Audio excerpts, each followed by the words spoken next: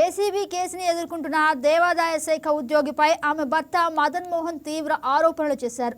తనను శాంతి పూర్తిగా మోసం చేసిందని, కుటుంబాన్ని పక్కన పెట్టి అక్రమ మార్గాల్లో సంపాదనలకు పాల్పడిందని ఆరోపించారు.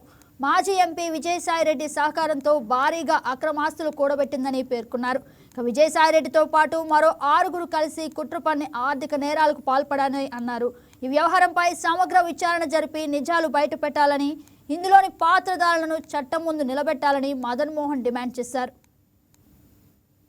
ఆస్తుల కేసులో ఎండోమెంట్ అసిస్టెంట్ కమిషనర్ శాంతిని ఏసీబీ అధికారులు అరెస్ట్ చేశారు. దీనికి సంబంధించి వారి భర్త ఎవరైతే ఉన్నారో మదన్ మోహన్ పలుమార్లు ఇటీవల అంటే పాస్ట్ 5 ఇయర్స్లో చాలాసార్లు ఫైట్ చేశారు.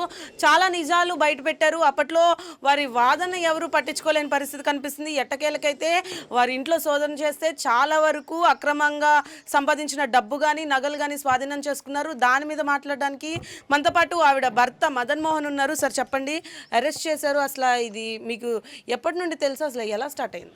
యాక్చువల్గా ఇప్పుడు మీరు అన్నట్టు ఈ 2024 నేను 2024లో యూఎస్ నుంచి వచ్చాను మేడం.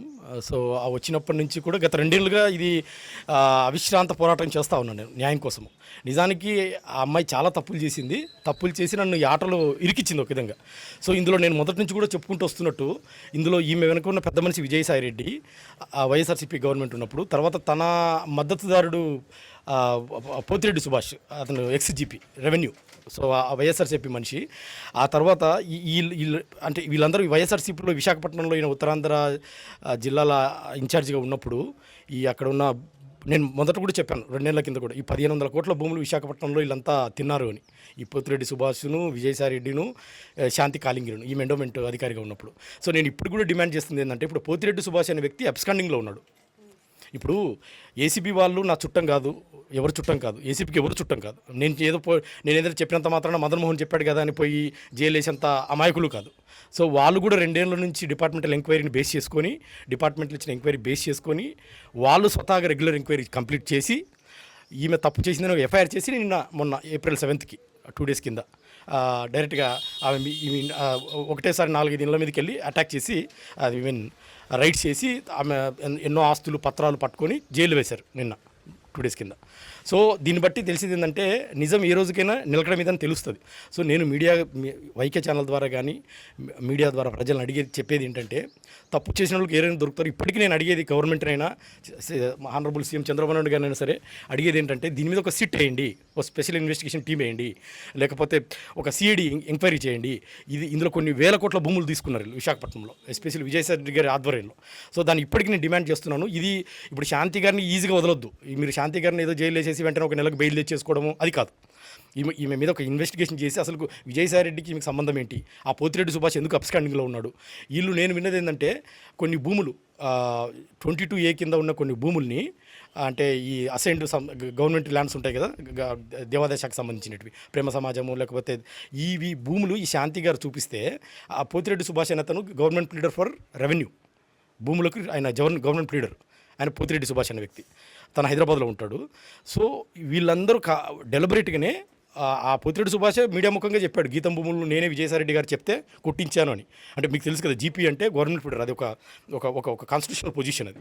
సో నేను అడిగేది ఏంటంటే, ఇప్పటికైనా తెలుగుదేశం గవర్నమెంట్ని అడిగేది ఏంటంటే, ఒక సిట్ వేసి, ఒక సిఐడి కమిటీ వేసి విచారణ చేసి, శాంతి మీరు అనుకుంటుంటే చిన్న చేప కాదు, షీజ్ ఎ తిమింగలం అమ్మాయి. She had a great big nexus with all big politicians. ఇప్పుడు మీరు చూస్తూ ఉన్నారు మీడియాలో నిన్నటి నుంచి 2 days నుంచి.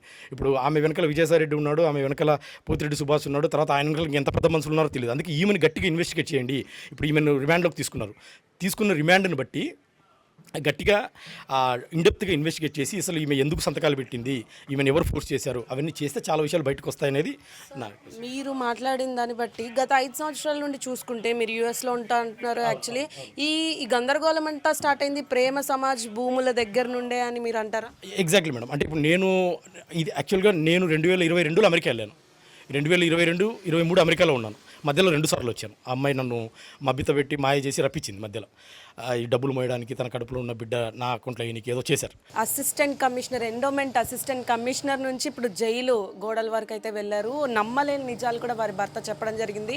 అసిస్టెంట్ కమిషనర్గా ఉన్నప్పుడు చాలా అవకతవకలు జరిగాయి. ఏదైతే ప్రేమ సమాజ్ భూములు ఉన్నాయో, ఇతర భూములు ఉన్నాయో, ఆ భూముల నుండి ఉండి లెక్కింపుల దగ్గర నుండి ప్రతి ఒక్కటి, అంటే దేవుడితో కూడా చలగాటం ఆడిన శాంతి ఇప్పుడైతే ఆ జైలు గోడల మధ్యలో ఉన్నారని చెప్పుకోవచ్చు. రిమాండ్ విధించారు కానీ అంటే వారి భర్త చెప్తున్న దాని ప్రకారం రిమాండ్ విధిస్తే సరిపోదు. ఖచ్చితంగా ఇట్లాంటి వారికి బుద్ధి రావాలి. ఇట్లాంటి వారికి బుద్ధి తెప్పిస్తేనే నెక్స్ట్ వచ్చే కమిషనర్లు కానీ ఎవరికైనా కూడా ఇట్లా అవినీతి చేయకోకుండా ప్రజలకి నేరుగా ప్రతిదీ అందేదట్టు అయితే చూస్తారు. ఎందుకంటే 5 సంవత్సరాల్లో జరిగిన అవకతవకలు ప్రతిదీ కూడా ఇప్పుడు ఏసీబీ విచారిస్తుంది. ఇంకా ఏసీబీ విచారణలో భాగంగా ఏదైతే హెల్ప్ కానీ ఏమైనా కోఆపరేషన్ కావాలంటే ఖచ్చితంగా ఆయన ఎక్కడున్నా కూడా వెళ్తానని అంటున్నారు. అదేవిధంగా యుఎస్లో చదువుకున్నప్పటికీ, యుఎస్లో ఉన్నప్పటికీ కూడా భారతదేశం ఉప్పు తిన్నాను కాబట్టి ఖచ్చితంగా ఆంధ్రప్రదేశ్ గవర్నమెంట్కి సహకరిస్తాను, ఎటువంటి విచారణకన్నా రెడీగా ఉంటానని కూడా చెప్పడం జరిగింది.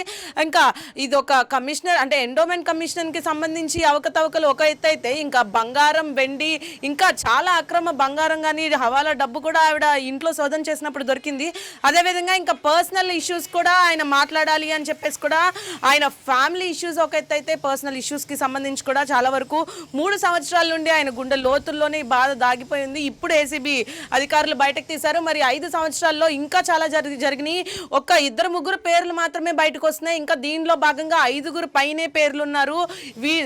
ఈ స్కామ్ మొత్తంలో కూడా వారి కుటుంబ సభ్యులతో పాటు, వారి ఫ్రెండ్స్తో పాటు మిగతా వాళ్ళు ఇంకో 5 భాగంగా ఉన్నారని కూడా వైకే టీవీ ముఖాముఖిలో ఆయన చెప్పడం జరిగింది. ఇది ఇక్కడ పరిస్థితి. వీడియో జర్నలిస్ట్ విశ్వనాథ్తో బిందు, వైకే న్యూస్, విజయ్.